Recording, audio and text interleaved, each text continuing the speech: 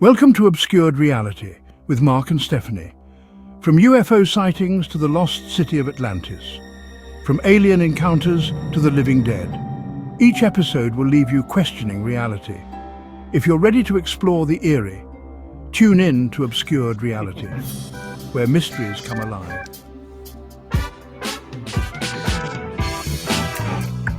Welcome back, Obscured Reality. Mark, Stephanie, and joining us again. This is, I think, 1, 2, 3, 4, going to be 5 and 6 or 5. We'll see. Jared Turner, he's back again. Thank you for coming on again. Honored to be on here. Thank you guys for having me again. So, I was debating on a couple things last minute.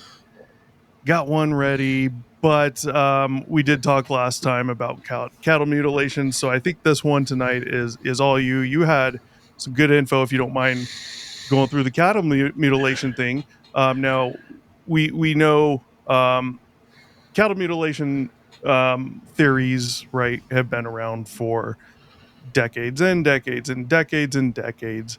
The biggest conspiracy theories where you hear about them is it's the government doing stuff, it's aliens and flying saucers, and nobody knows why. And then there's a million other theories on that, and then there's another million theories on each one of those. Now, I don't know. I've seen a little bit of info into some cattle mutilations, and I've heard some people that study animals, biologists, these types of things, talking about the lack of blood and things like that. And it would seem we're simply talking about something such as coagulation in most cases. Now, without really getting this to independent scientists on each single case, it's all up for debate. But you mentioned to me early on, a friend of yours, and I won't go into it, I'll let you do all that, but who has something to do with these things, that he doesn't mutilate cattle, but he has some information on this, which and the reason I thought it was important is to get it out there because it's a very reasonable, earthly, and most probable explanation as to what could be happening. I'm sure Stephanie and I are both going to have some questions for you as you go through this, but if you want to take it away, I am very curious to hear more on this. We didn't go through much, but very interesting. I appreciate it. Thank you. And I've got some questions for you guys regarding paranormal and all that stuff afterwards that I'm really interested in, and especially from Stephanie's standpoint. So the cattle mutilations. She's the paranormal wacko. I'm the UFO wacko. Yeah. See, that's what the intel agency wants you to think. Richard did. So cattle mutilations, if we go back to the 40s and all our testing with the nuclear weapons, we detonated somewhere in the neighborhood of 1,026, 1,036, somewhere like that. Jeez. Weapons or nuclear weapons. Were those all above ground or partially? That's good. That's a good question. 206 of them were aerial detonations or in the atmospheric detonations, as they call them. 5 of them were underwater, and the other 800 and some were underground. And as a result, it was known at the time, and I say it was known. It was. I wish I had something concrete, but it was felt at the time, if we're going to do this, no different than if we're going to drop it on Nagasaki and Hiroshima, then we're going to have to spend a lifetime of testing because of the half-life and because this is going to. I mean, we're sealing our fate when we do that. Now, the testing. Let me start by saying this, and I said this before. This will be the last time I say it. I don't speak for Marshall or for the Herd Brothers. This is my own personal experience. I was with a guy in Iraq who did this, and it's very, very, from what he explained to me, it is very unimpressive. You're talking about nuclear? Yeah, I'm sorry. I should have mentioned that first. So we have teams. I use that term loosely, but we have individuals that are paired up with each other that will go out and they test vegetation, soil samples. They test the fauna, the leaves. They test all different types of animals. With the cattle, they will test several different organs, from the tongue to the eyes to the sex organs, the reproductive organs, if you will. And so there's always going to be, they're not going to get out there and hack it with a Bowie knife. They've got, as precision as the scalpel is, it's just easier for them to get in and get out. Right. And on that note, I don't know if this accounts for, say, 10% or 90%. I do know that when we were talking about it, he spoke about it like it was already a known, that he was surprised I didn't know this. But what he told me was, what he explained to me was that they don't exsanguinate the cattle completely. There'll be blood left in the cattle, but it coagulates and it dries, and it, the elements and the bugs and whatnot. So for somebody to say it's completely void of blood, I think the point they're trying to make is that if a full size cattle has 10 gallons of blood, 10.5 gallons of blood, then at least 6 of the gallons are gone. And this is the way they test. And what they're testing for is radiation contamination. Well, what I hear about and see in all these cases, and I think anybody right now, you could just go to some of the episodes of Skinwalker Ranch, right? And because they have this on there with one, the claims are always surgical precision, and I question that because it's all dependent on who's saying that. If I go up and look and say it's surgical precision, I mean, that could be a saw for cutting wood, like, how do I know, right? Unless you're a surgeon, how would you know? Yeah. Yeah. So what we're seeing is vital organs cut off of the outsides of the cows, possible other incisions. And when it comes to the lack of blood, the main thing is, hey, it doesn't look like this cow went anywhere. This thing was surgically cut, organs cut off, as well as taken out from the inside, and there's no blood in the surrounding area. Right. So that is, I think, one of the main questions with that is, how is that then being done there on site with no spillage of blood anywhere? Not no only drop that, of blood. like, how are they just catching these cows? Like, are they stun gunning them on the head or something? Or how are they? We're going to get to that too, because I'm typing up questions as we go. Because I'm just like, those are in there. I know of people who've cow tipped, but I also know how dangerous cow tipping is. So I'm just like, how do you get? You're looking at one of them. And I've heard recently that's complete bullshit too. Cow tipping?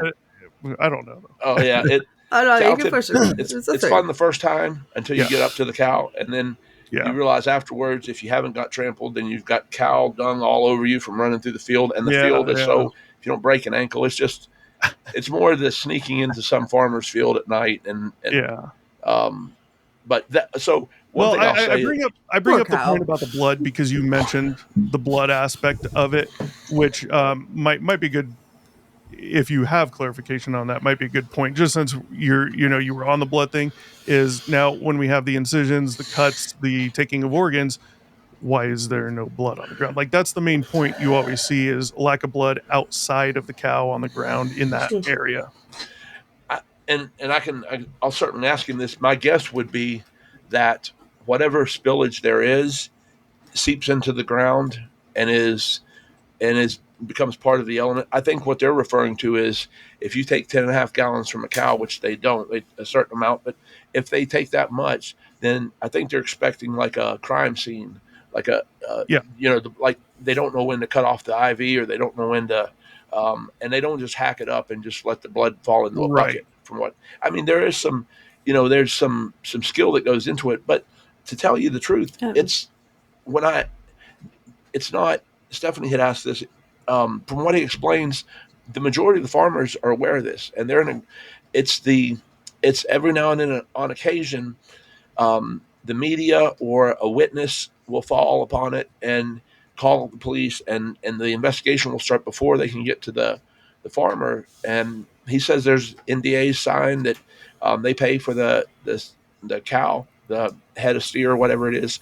They'll reimburse the farmer for it. And it's part of this is the way we have to live life now, so that you would rather have that. I also know that they test for mad cow and some other things. Mm-hmm. And a good point to this is I It started reminds to me of make a joke. I started to make Why do they call it PMS? What? Because mad cow disease was already taken. Stephanie's not laughing She's laughing. Just wasn't inside. want to admit it. She's smiling. She got a bigger smile on her face with that, but continue. I was going to laugh if I didn't say anything anyway, so. Yeah. I've heard the joke too many times on like TikTok now. Honestly, I think that would have been funnier to me if you had just started laughing randomly. What is this dude laughing about? Just overdo it.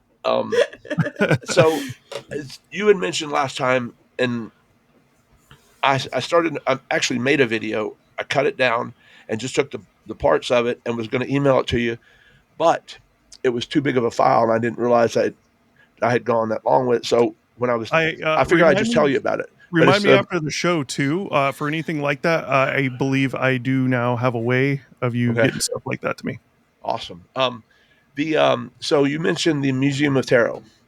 Yes. So Brent Stone, is that his name? I believe so. He was on fantastic. I mean, very knowledgeable. He was on the Danny Jones podcast, and that's what they spoke about for 20 minutes. And Danny Jones had mentioned he was reading off of an article, or he was reading some information, and Brent Stone went into detail about it and said that's where I learned about, or also the mad cow he had mentioned they were testing for. But they go into I'm going to mispronounce this, but it's part of the nuclear or the radiological contamination, strontium 90 or strontium, yeah. Okay, so they're testing for several different things. Yes. He mentions it, and then immediately after there was another podcast with the algorithms where the guy had said they've known this since the 70s. And one thing he points out, and I pulled up the maps. You can just Google search radiation contamination U.S. And you'll see the U.S.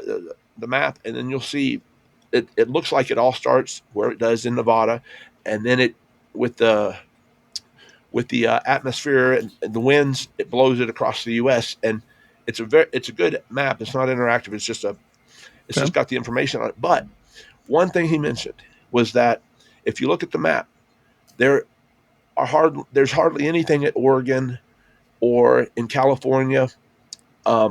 It's all from Nevada moving easterly. Okay. However, which makes sense. Area 51. I mean, well, Nellis Range was where they were testing a lot of that. Right. And now here's the part that sold me on every bit of it. Outside of my buddy wouldn't have just made this up and lied to me about it, because he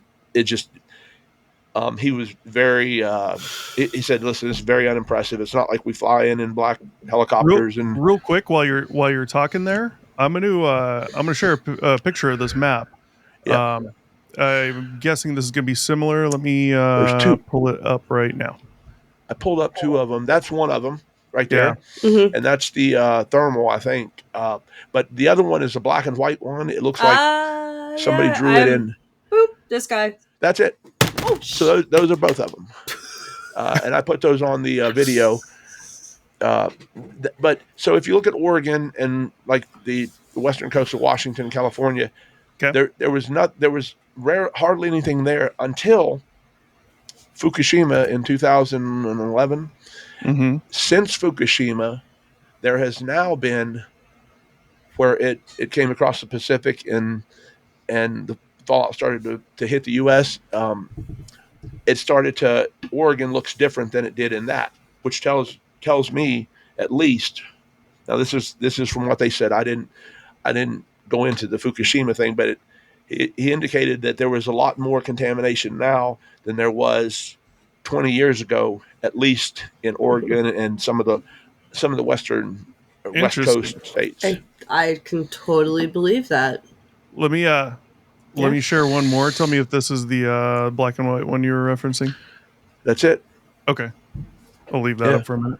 That's it. And so if you look, the Nevada testing range test site, I mean, let's look back. They had soldiers that were experiencing this in atmospheric, from what I understand, atmospheric detonations, which is why Nagasaki is as active as it is today. And I mean, Mhm. you would never know that they got hit with anything, as is Hiroshima. Chernobyl, on the other hand, was a meltdown, and they didn't detonate it in the atmosphere. When it detonates in the Right. atmosphere, you have the less likely. I hope I say this right. You have the less likely chance that you're going to have uh, the dirt that's blown up in the air that's contaminated that falls Right. and it lasts. Um, You're gonna have and so, fallout either way, just less fallout, maybe. right, and if people And a better not chance of it dispersing into smaller particles or a less densely packed area of radioactive fallout, because up in the atmosphere, like, I mean, look at the map here. I mean, Hmm. you can clearly see, it doesn't take a dummy to see this.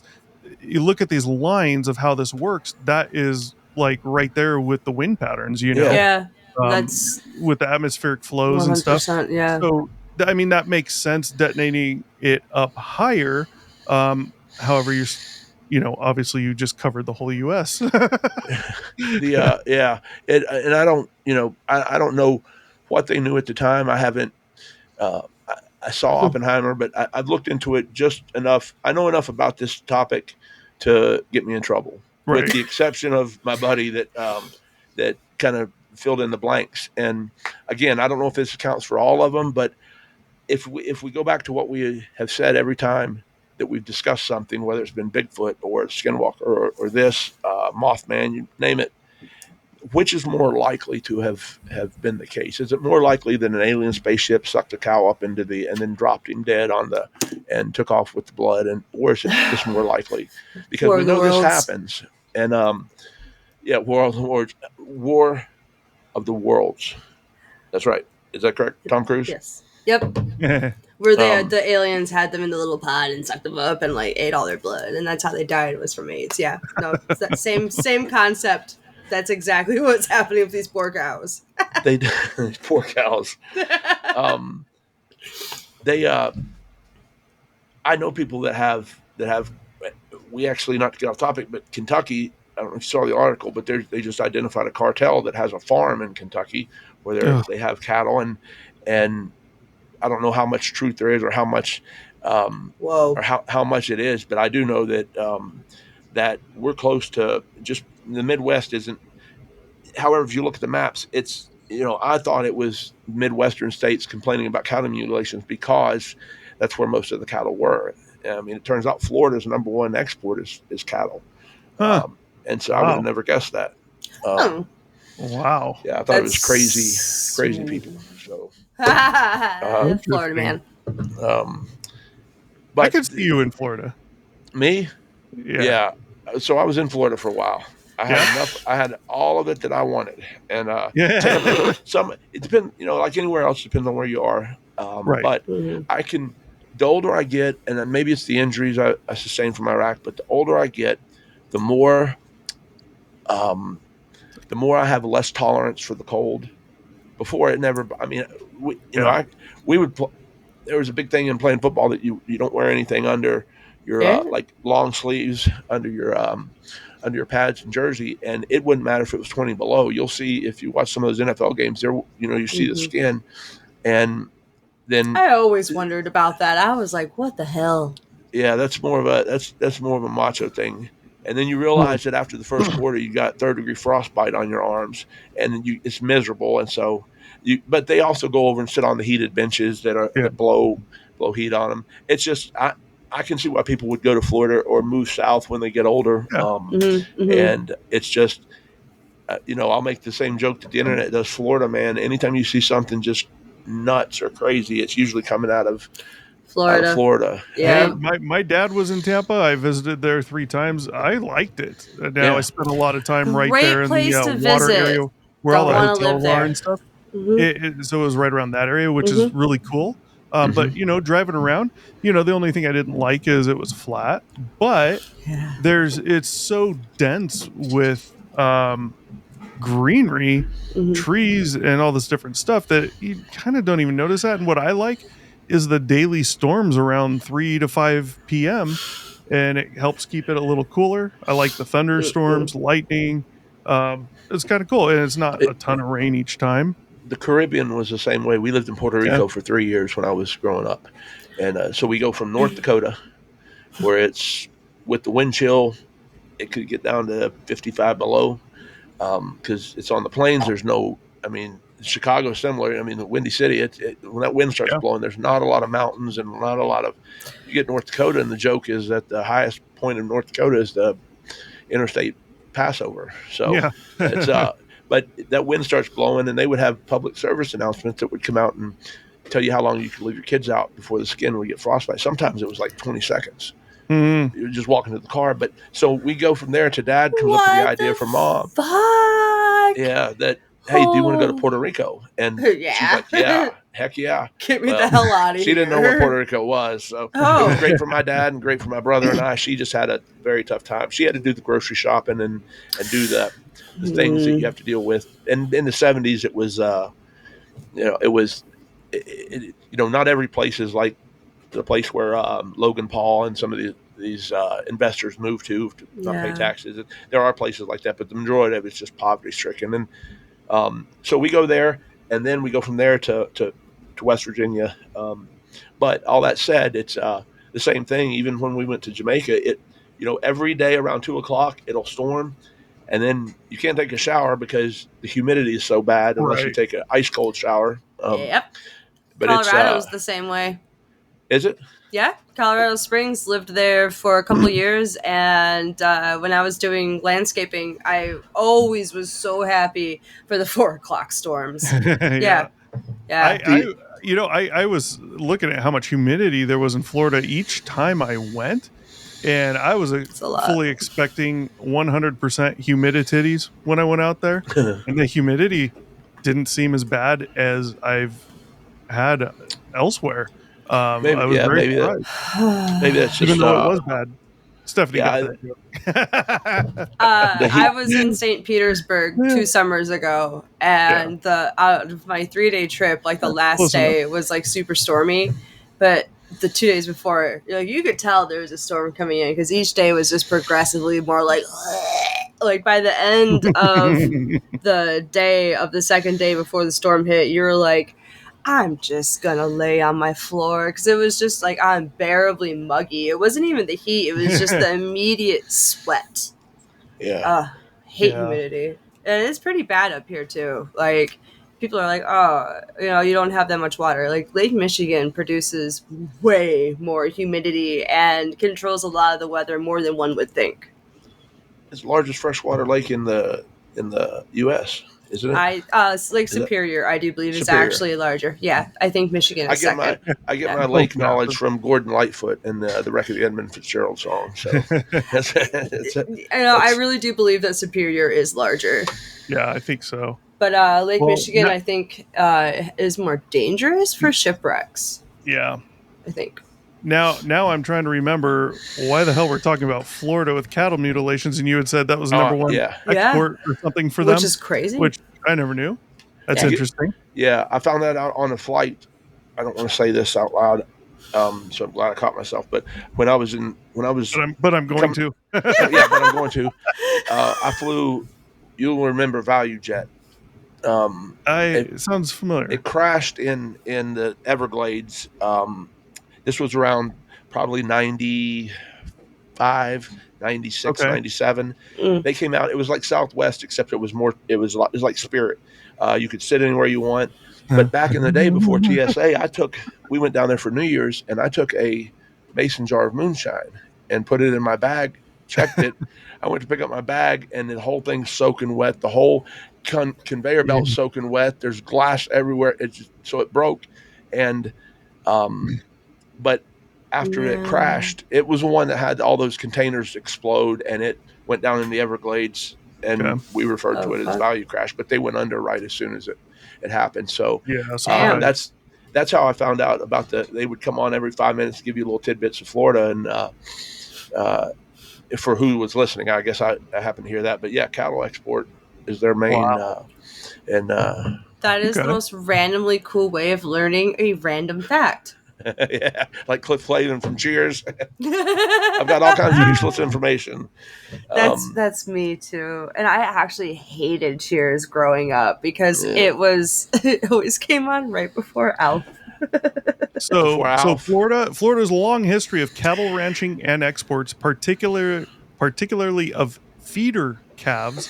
While Florida is a major producer of cattle, it's also a significant exporter of weaned calves, with around 450,000 head shipped annually. They're typically shipped So to veal? stockers or feedlots in other states for finishing. Yep, Sending them veal. to finishing school. Yeah, Yes. finishing school right before they slaughter you. Yep. So, Go ahead. oh no, I was just going to try to put us back on the train tracks. Of cattle mutilations. Well, No. with Florida and all that. But I mean, we know, cattle's everywhere. We do it everywhere. But I don't even. How do you even get to Florida from the cattle mutilations? You remembered the fact. That's how. I, because I thought everything just happened in the Midwest regarding cattle Right. mutilations, and plus Close Encounters didn't help out my I bias always either. thought that it was like out west that all this stuff happened, like in the plains or like Idaho or something like that. I never would have expected Florida as No. well. But I guess being from the Midwest, I see nothing but corn out here. So I guess that's why I was like, oh, Montana, Wyoming, big places for lots of cattle. That's what I always thought that's where they were.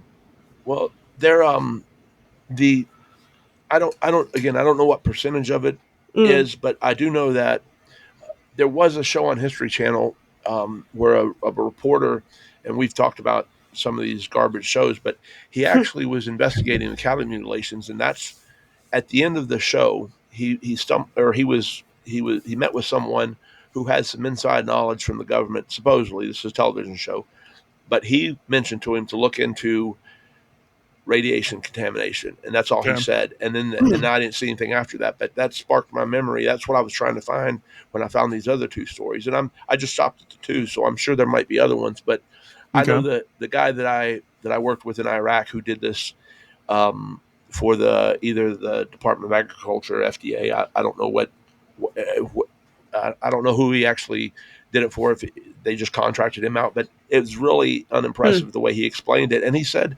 the farmers are in on it. It just so happens to be when when they start compiling the statistics. Just because there's 1,000 cattle mutilations doesn't mean that 900 of the farmers don't realize that it's coming. And he said it just so happens sometimes somebody will stumble upon them, and sometimes but they always, from what he explained, the rancher knows when they're coming, and it's very unimpressive from what he said.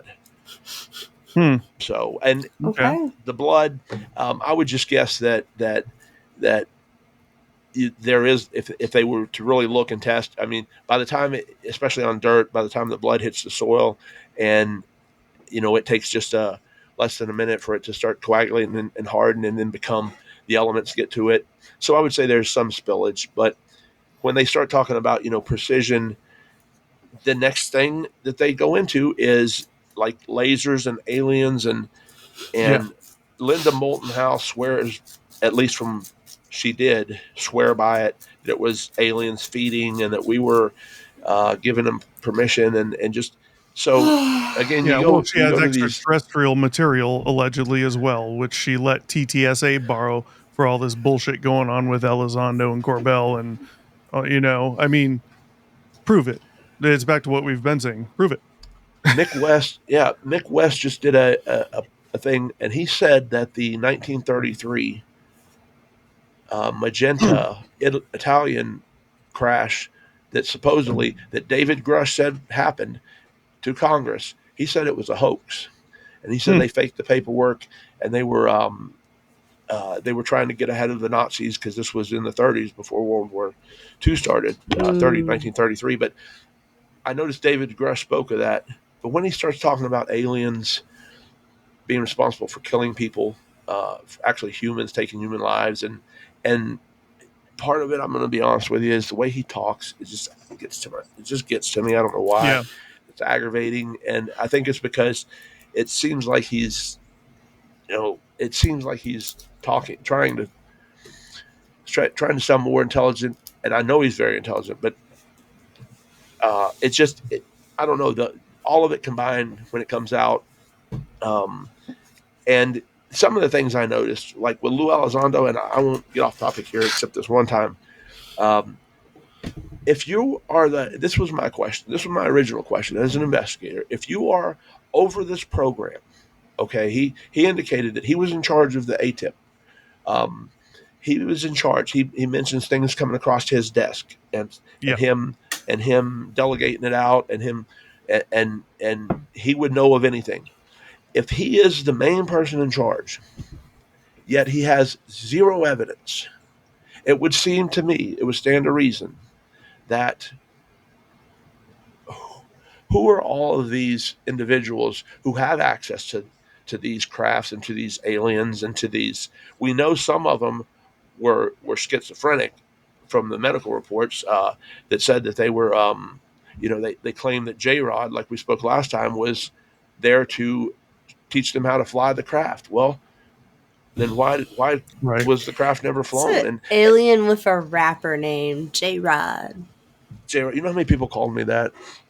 I didn't even mind it until I found out that it was an alien they were talking about. And then and I don't think this is really too much off topic because, I mean, UFOs, aliens, it all goes right into the majority of the conspiracy theories having to do with cattle mutilations. I mean, it's mainly that, Yeah, and we can, we spoke. I mentioned to you last time. I don't know if Stephanie was on the show. She left, but the Mothman. Okay. Are we really? I mean, sometimes we can get to the point where, do we really have to discuss? That you think that there is a, you guys, everybody's heard the explanation, everybody's seen the movie, everybody knows. Until I told you about the misidentification. So I come home from Iraq, Stephanie, and I'm outside at about 2 a.m, and this thing lands in the road. And at the road in front of my house is well traveled during the day. This is West Virginia. So, and the Mothman happened in Point Pleasant, which is 45 minutes up the road on the Ohio River. And they claimed that they were seeing this creature was chasing them in cars, and then he was there it was an ominous, he was there to, and the Silver Bridge collapsing. Yes, during Christmas, and it was a tragedy. But they said that he would show up at places. Like 40-something people died. Yeah, and there was and in doing so, they jumped to something, a story that was told to. So I'm out front, and this thing lands in the middle of the road. And when it lands, it startles me. I turn around and look, and all I see is what looks to me like a pterodactyl. Now, I couldn't tell you what a pterodactyl is. I know what it is, but I couldn't tell you what they look like in person. But from what I understand, that to describe it, it looked like it was 4 feet tall. And when it landed, it turned and looked at me like I'm in trouble. I don't have my weapon on me. I'm just out in the yard. So I run inside. My brother comes down, and I was like, hey, and I told him, I said, go get the air rifle. And he's like, air rifle? I'm going to get the gun. And then my mom comes out, and she starts laughing at us. And she says, you got to go back to bed. That's it. And she tells me that's a crane. And I look at it, and I'm like, a crane? And they nest all up and down the river here in West Virginia, and on the Ohio River. Was it a great heron? Oh my God! It was a sawbill. Yeah, and I mean the thing was, now it's very thin, but the eyes, the reflection of it's got a red patch on its head. But Mom starts laughing. She's like, "Those are cranes," and she points up in the woods across the street to these huge 200-year oak trees that are 75 feet in the air. And she's like, "Yeah, they nest right there. You'll see them tomorrow. You'll see them the next day. You'll hear them." Oh, and that's a big wingspan. That's when we talk about misidentification, that is the likelihood, Yeah. rather than Just what wanna is put claimed. that up there. If you can And see that, there was a picture of one that was standing up. What's scary is if you listen to them call, and there's a specific kind, and it's chilling to hear them their mating call. Nature makes some scary sounds. I mean, mountain lions sound like women screaming for their life. So nature's scary, unintentionally. Anybody that's ever gone camping knows that. I mean, like you go out into the desert, you go out to a lake in a forest, and you go camping. Everything's totally fine. Mhm. The second you put out that campfire and you go in your tent and you lay down, takes less And it than gets 5 minutes for quiet. your ears adjust to the quiet. And Mm-hmm. this is like us out in the desert. We go out there to go shooting and stuff. You give it 5 minutes of letting your ears adjust, and the little mice that we see under the concrete slab that we camp at, just run around in the dirt in the little bush right there. It sounds like Sasquatch is coming.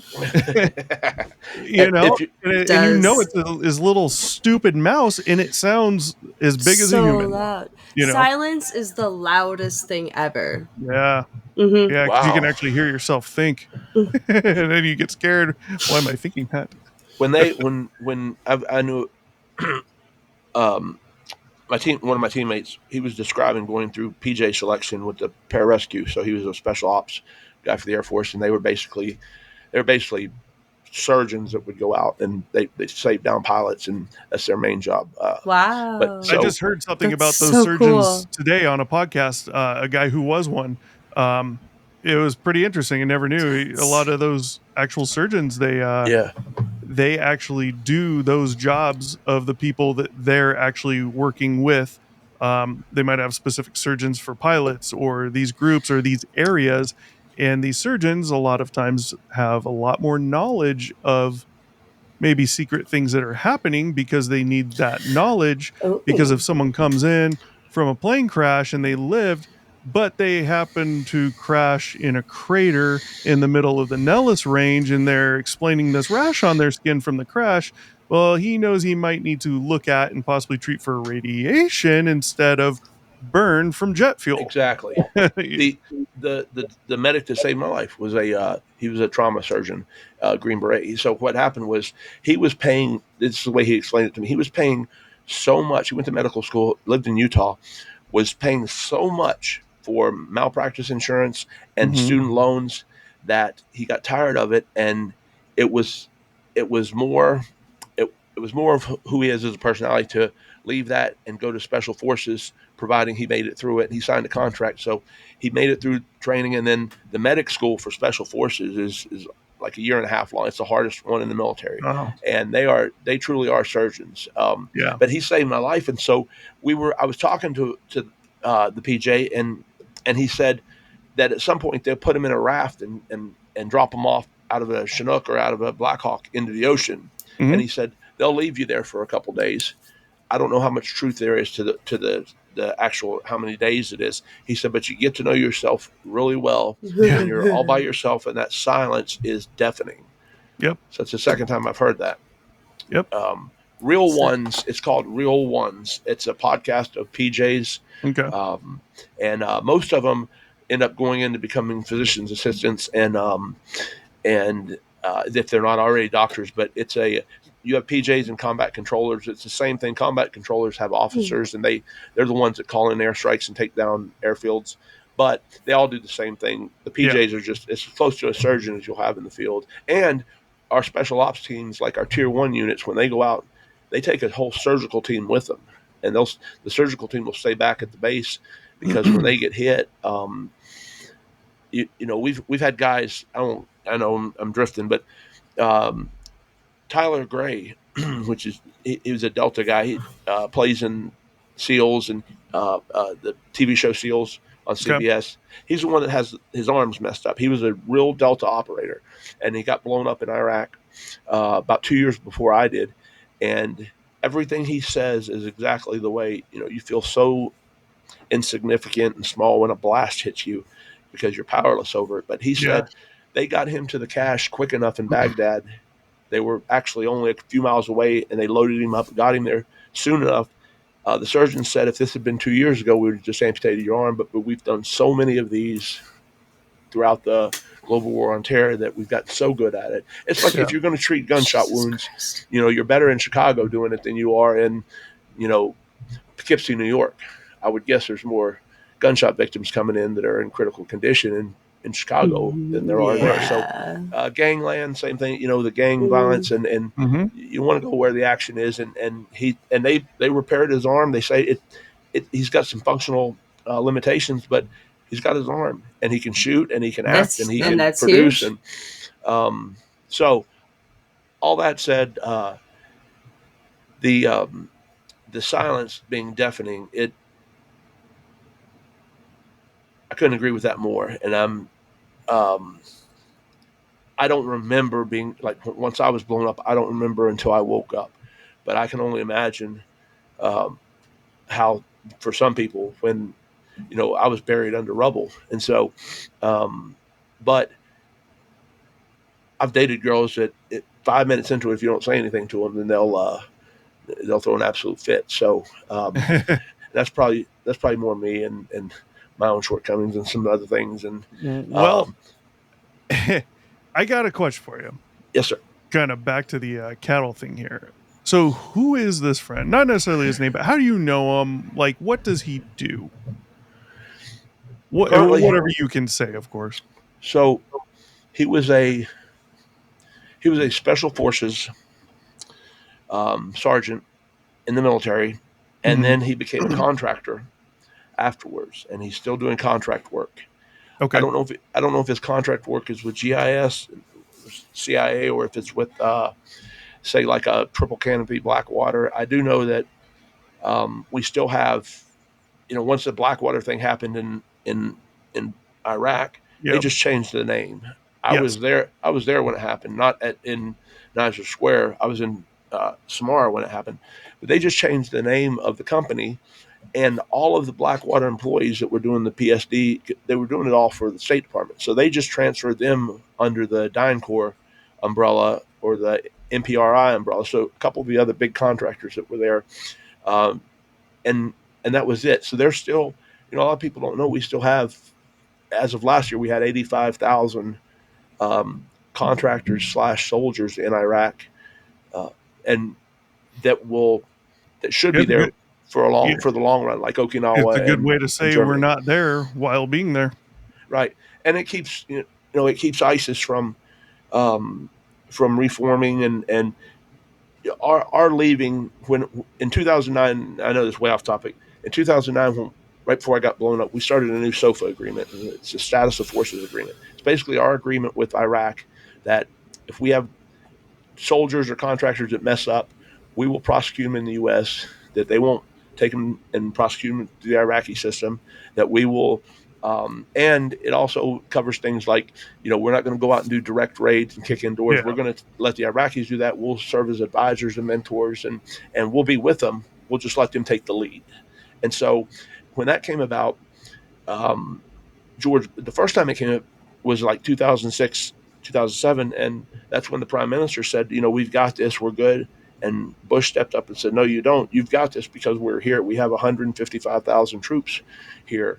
That's why you have this. And so the minute we leave, if we pull everybody out, you'll see how quickly you don't have it. And by the time that Obama got into office, it was the same argument. Their parliament wanted us out. They thought that they had it. And Obama said, okay, if that's what you want. And when we left, it took them all of a couple hours to come in through northern Iraq. So is that the type of contract work this guy does? Yeah, that's what he does. Okay. That's what he does now. He's I've known him since college. Okay. I've never known him to embellish, to lie, and I'm hoping that he could, if once he gets back to the US, then I'll ask him whether he's willing to come on the podcast or not. He would certainly be willing to talk to you. I mean, there was other people. And to him, it wasn't a secret. It wasn't but he did indicate, this doesn't account for everything. There are some, outliers, or maybe only accounting for some. But I know that that's what That's part of what he did, and I think it was in between contracts. He did that as a way of getting out of the military, not knowing what he wanted to do, and the way he indicates it is we'll be doing this for the long haul, which So makes so sense. that was kind of that led right into the next question I was going to ask you was, how does he know about this? So you're saying he did some of this type of work, this what Right. most people are referring to as cattle mutilations from aliens and So flying he saucers. himself is in fact one of the aliens. Yeah. One of the, I hate to keep using her as an example, but to hear her talk about how aliens feed off of cattle and was Yeah. just remarkable that a grown adult could. But yeah, he really, and I mean, he said it's really there's not much to it. He said it's so unimpressive that I had in my mind that so we swoop in just like we do if we're doing a hostage rescue. We swoop in, we cut all the power, we stop communications, we have cordons, and we have different perimeters set up, and we have we'll hit them with the distraction devices, come in, and then we cut the cow, whatever. No, this is most of it's during the day. Most of it is in agreement with the farmers, and it would be nice to find a farmer that would be willing to. I don't know that outside of signing an NDA, Yeah. Yeah. from what he You, says. you'd have to find a farmer that was so On his quick. deathbed. Well, yeah, unfortunately, yes. Quick Yeah. little history. I've been looking up a little bit, and I just gotta what I don't have up. What do I remember? So we started testing with the nuclear weapons. That started with the Trinity test, and that was in July of 1945. Cattle mutilation history, the main surge began in the 70s. It does mention that yes, there was, rare instances of stories prior to that, which would still make sense. Nuclear testing began in the 40s, but the main surges of this started, the reporting started in the 70s of hearing stories about these cattle mutilations. And So, I wonder if that's the actual reporting on it. But I will say this that if they're that at some point, I'm sure that right afterwards, right after the testing, they started doing testing. Maybe just they realized at some point that they needed to test the livestock that we're going to be consuming, and not only that, but the way he explained to me, it's not just the livestock; it's soil samples and yeah. and branches off trees, leaves, things like that they I test. mean, that makes sense as the population booms and grows post World War That's, II. That would require, of course, yeah.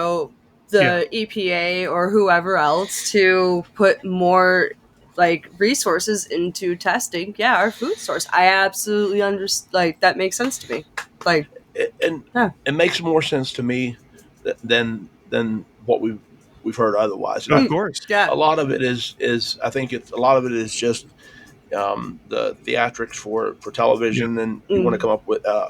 But Headlines. he did say there were times that people would stumble upon him, and he said it was rare where they would somebody would stumble upon him and then hold him, like pull a gun and call the cops on him, and Yeah. he said it's just not that. And Weird. again, he was surprised that I was that interested in it. But what I was trying to get to is at least some credible explanation, and the way he explained it, the way he answered my questions, the way he uh, threw out the facts. He already knew he wasn't answering my questions. He already had the information that has Hmm. gone through apparently, and which would make sense if he was one of the ones Yeah. who did. I don't know how long he did that. I would Mm. guess the way he was explaining it that it wasn't that long because he moved from one to the other. But he just said it wasn't. It's not a job you'd want to have. It's especially if you're trained to kick in doors and save people and Yeah. firefights. You're not going to have that with Bessie. Um, Yeah. Well, you So- may. So, Yeah. I have some questions for you here. Now, I don't know how much you do or don't know from what you've asked him, talked to him about. Some of these are probably going to seem like pretty basic, stupid questions, but I would highly assume anyone with common sense. I'm not the only one with these questions. First one: why cows? You That's got good. chickens, you got sheep, you got goats, you have llamas, you have. I mean, Obviously, cows are very abundant, for our meat. Yeah, I'm wondering if there's, and that's certainly something I'll ask him. I didn't think to ask him that at the time. I would, if I had to guess, and this would just be a guess, a chicken goes missing, and I mean, they don't exactly have to take the time with it. You chalk it up to, well, a coyote got into the pen, something like that. A cow, you come out, and that's a pretty big. It's hard to miss that. Mm-hmm. Now, they may test different livestock and different, and I don't know if it's got anything to do with the. So I'd what say you're not to cut you off, but to cut you off, what I think you meant from that was that, hey, maybe it's not just cows. The right, information I have is from someone who did it with cows, but maybe it's not just cows. Maybe it seems that way because they're so large. It's going to seem more awkward. You're going to see the cuts. You're going to see things removed that you might not on a chicken. Therefore, that's going to seem They strange, also have possibly like where the thousands chicken of will. chickens, and so like a chicken goes missing, they're Well, not gonna notice. well, here's the other thing I'm thinking as well. right. A lot of these places with the cattle, it's normal to have them out feeding on the land versus throwing a bunch of seed in a trough or on the ground for the chickens to eat, right? In a So trough because they're they going don't to go be outside. Let's be real. so if there's radiation out there, they're going to be ingesting that. Right, and that would be my guess is that if you have a chicken, especially a warehouse chicken farming when it's Mm. all inside, or if you have maybe Right. they do this on, and maybe he did. Maybe it was, uh, they'll have a certain list of what they go down. Maybe if a bear goes missing, then I don't think anybody's too heartbroken about it. They're not going to take somebody's dog, but the cattle graze off of the land. Yeah. And when he mentioned they take soil samples Mm-hmm. and a lot of this is in coordination, the way I understood it. And I'm gonna trust me. I'm gonna ask him. I need some bona fides with, Yeah. but I've never known him to. I'll just ask him, hey, why not other animals? Why just cattle?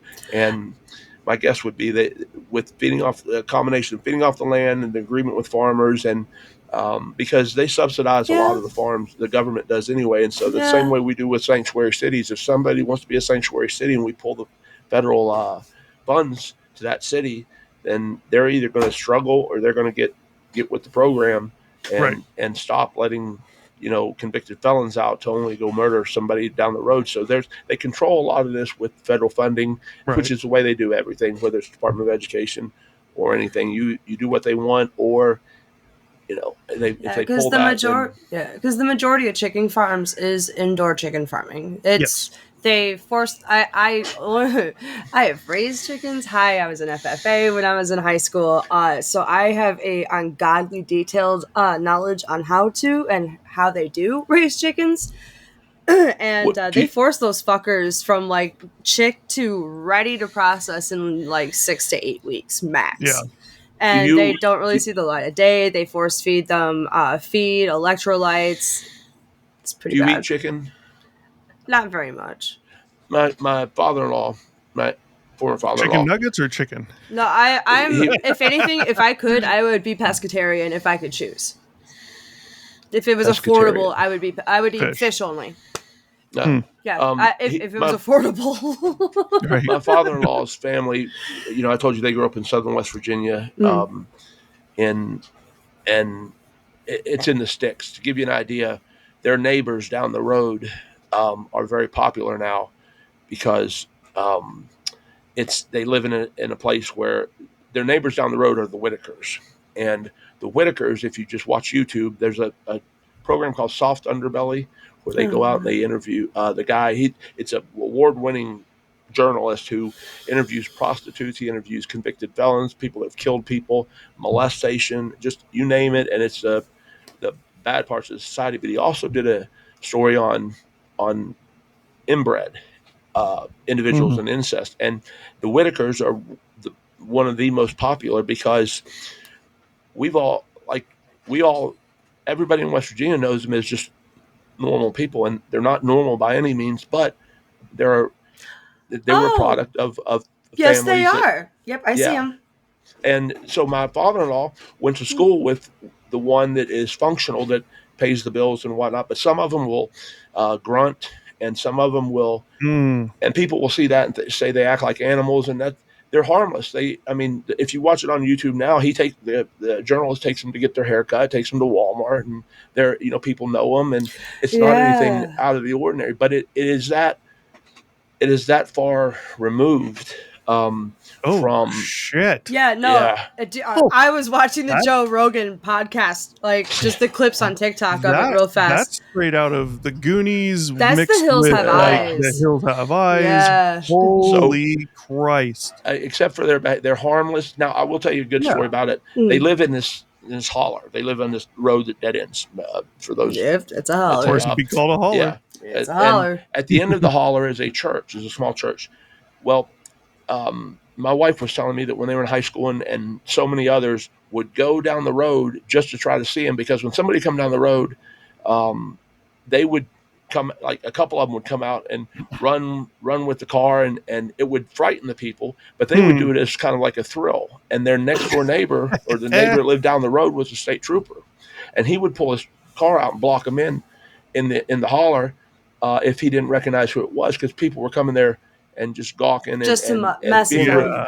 Yeah. And so it's sad, because if you watch one of these YouTube videos, they are absolutely, I mean, I hate to use precious as a word, but they're the sweetest. They're like I said, he takes them to Walmart to buy a new belt and some new jeans and groceries, and it's but probably just normal down to earth people, just inbred, so they definitely look different. Let me I'm going to share a screen real quick. I don't know what this has to do with cattle mutilation, but I'm going to share the screen here. There's a picture of them. I'm guessing that's them. Yeah, Timmy. And there's more. There's a couple more that are that I don't see in there. Timmy has his own like following on YouTube and on Facebook, and he's playing like they throw baseball. He's playing catch, and it's fun because to see him when he catches the ball with his glove, he's so excited. And they're just different, and because they're different, people would. Nice to have a state trooper next to him that would look out for him. And now, when this guy did this, the first journal or the first video on him, the documentary, he went into it.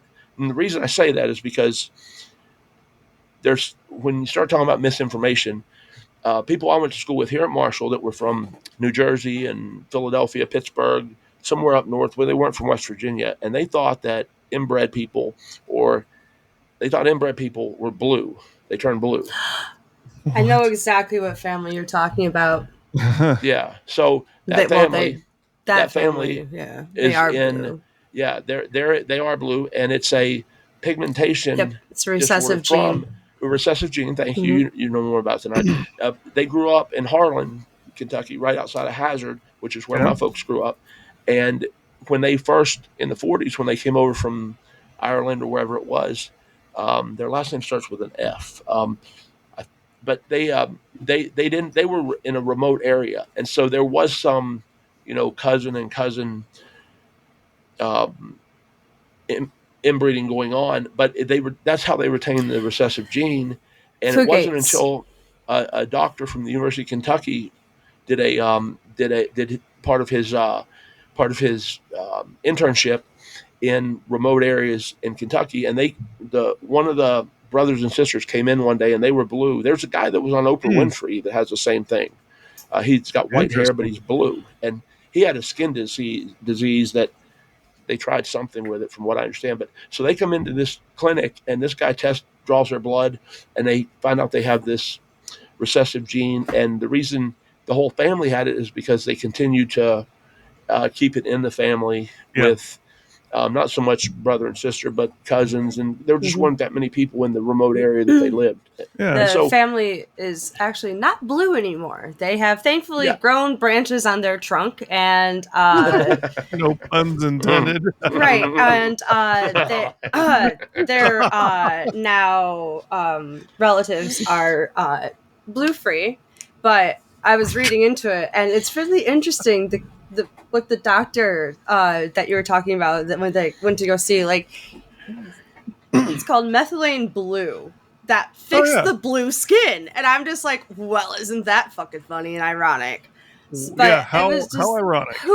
Who would think of giving them that to like counteract the the I just genetic saw that. disorder? That's like insane. That's a supplement Yeah. that the Liver King, who just got arrested in Texas for trying to Mhm. fight Joe Rogan, that he has, and his mouth is, and his parts of his head have a blue tint to them, and Oh, he said he was on the supplement for whatever reason, but it huh. caused that. And so I don't know. I don't know if he didn't have it and it causes it, or if it. Colloidal silver will also turn you blue if you take too much of it.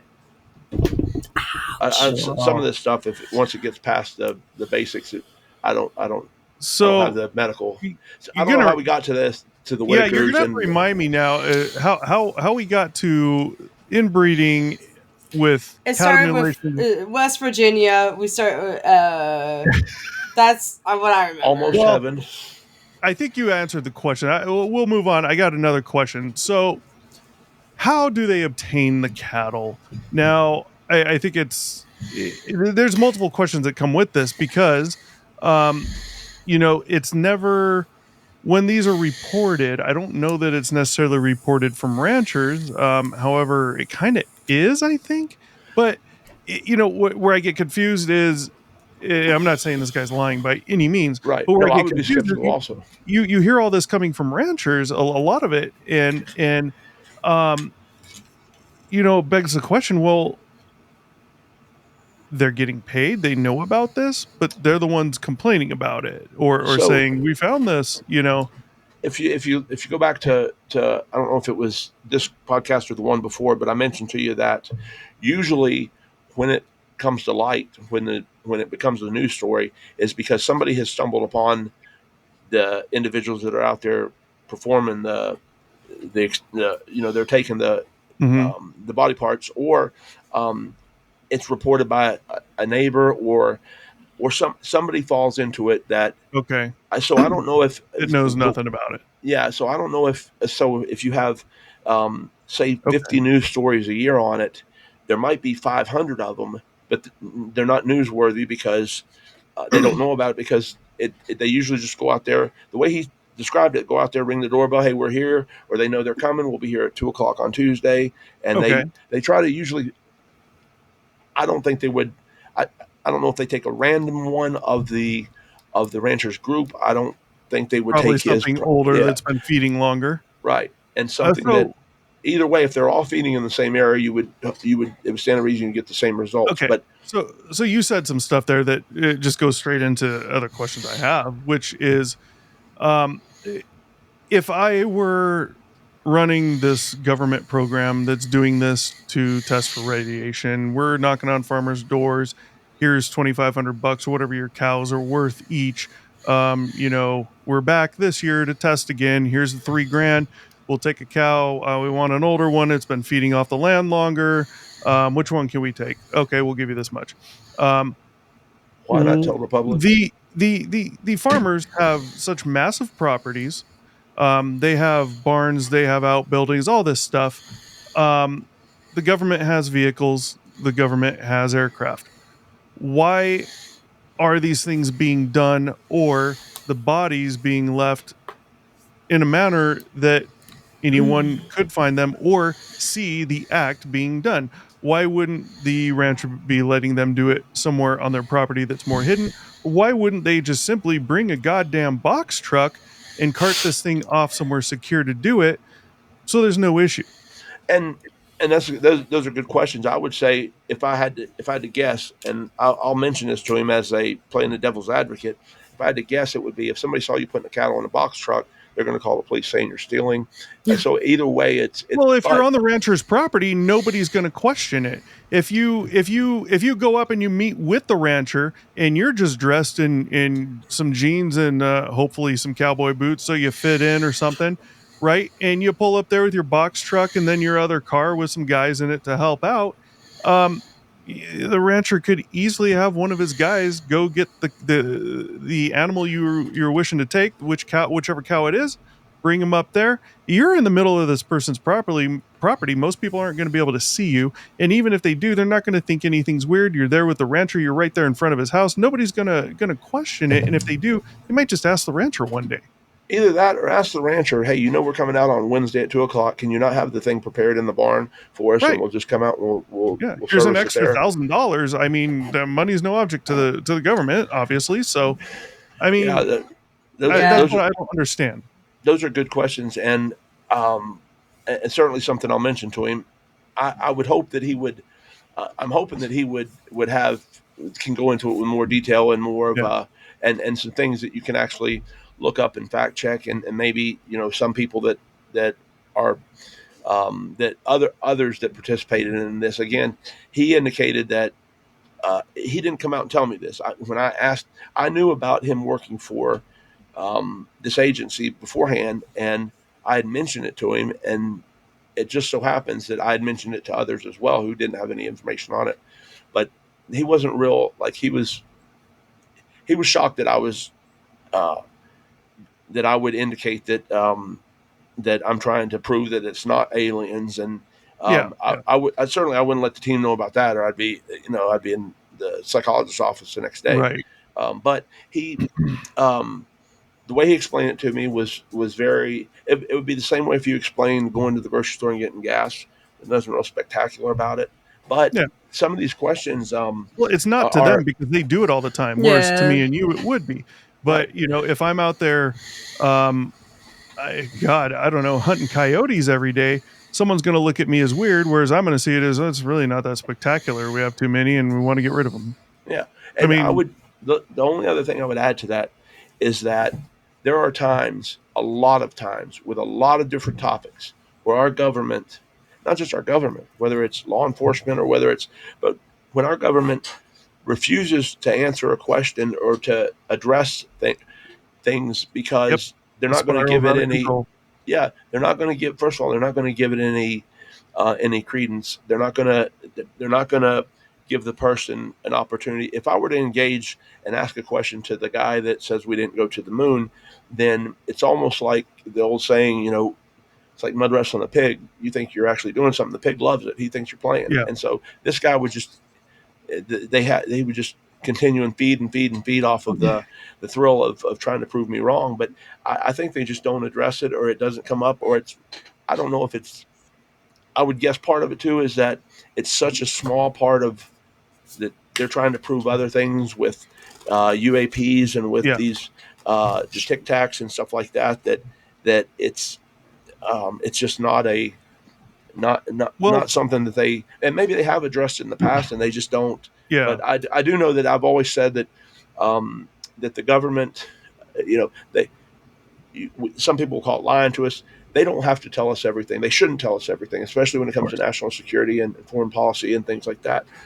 They shouldn't. We don't have so long as we're safe and nobody's in danger, we don't have a right to know everything. Yeah, but Um, there's no reason not to come out and at least say, cattle mutilations is not aliens. We're testing for radiation from previous nuclear tests back in the day, and they don't have to give any more info than that. Just that alone yeah, would be fine. I would You know, say if you said that, and then somebody like a UFO enthusiast who has written books on it would doesn't say, matter. well, they would say, well, that's what they want you to believe. Yeah, The so whole that doesn't matter because if that's really what's going on in the government, and we're not going to get into politics. I'm not doing that shit. But if the government were to come out and tell the truth, if that's what is actually going on, which I think it probably is, they don't have to give everything away in the bag, but just say right, It's just us. We're doing it, testing for levels of fallout from early on nuclear testing. Because you guys are eating this food, we want to test it, right? Make sure You everything's know, yeah. Give us what if some that? What if confidence that? as a consumer well, that you're testing our food and doing the right thing, and that it's well, just you doing that. if they're telling No, the truth and they can prove that they're doing that, which they would easily be able to do, Mm-hmm. then what that does is that separates out the conspiracy theorists who are going to say, yeah, well, that's of course what they would tell you. That's going to Mm. separate them out and make them more of, the real wacko ones like John Lear. He believed yeah, anything and everything and he peddled all of it. that would really, really create the separation that's needed. Not that those people should necessarily be looked at as wackos, but that would help create more of a separation rather than a bunch of gray, blurred lines where even people who wouldn't go down those conspiracy theory routes are beginning to wonder what the hell's going on. Mhm. Can I tell you? Thanks for watching. Be sure to check back with us often for new episodes. Feel free to drop a comment and don't forget to like, share, and subscribe to Obscured Reality.